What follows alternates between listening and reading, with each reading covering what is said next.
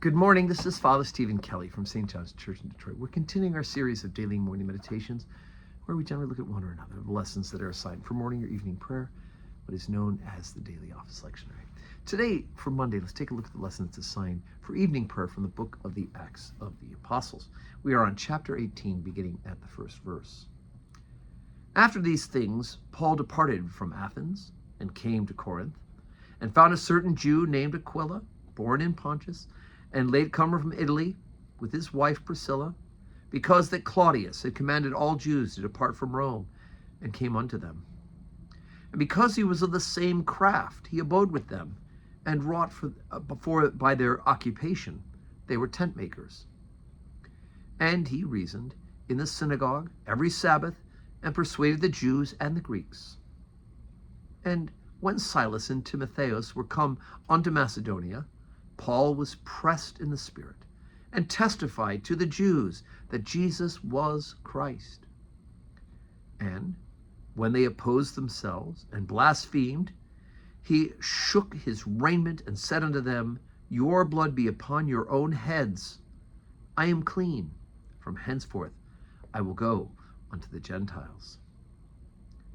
And he departed thence, and entered into a certain man's house, named Justus, one that worshipped God, whose house joined hard to the synagogue. And Crispus, the chief ruler of the synagogue, believed on the Lord, and with all his house. And many of the Corinthians, hearing, they believed, and were baptized. Then spake the Lord to Paul in the night by a vision, Be not afraid, but speak, and hold not thy peace. For I am with thee, and no man shall set on thee to hurt thee, for I have much people in this city. And he continued there 6 months, teaching the word of God among them. Sorry about the hesitations there. I'm actually using this wonderful Bible that I got from a nun. I got it from a used book thing, but it was from Sister Mary Gabriel of the Order of the Holy Nativity, and it was given as a gift to her in 1889. And apparently Sister Mary Gabriel had much better eyesight than I did. Look at that print. But anyway, I love seeing her notes that are written in the margins, and it just makes my heart glad. Okay, so Paul's now gone to Corinth, and we know the importance of the city of Corinth. It is a place of fertility worship.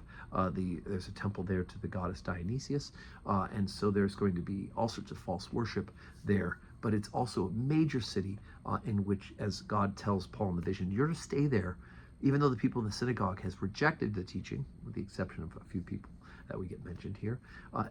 You're to stay there because there are many people who come to Christ. I have many people there, God says.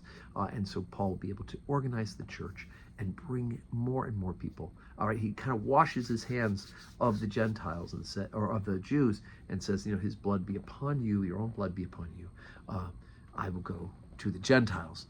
But some of the members of the Jew from the synagogue will come to Christ as well. But Paul will establish the church in Corinth, primarily of the Gentile converts. And so we begin to see how important this ministry is, that God is continuing to guide Paul and to give him this instruction of where to go and where to be. So that's very, very exciting.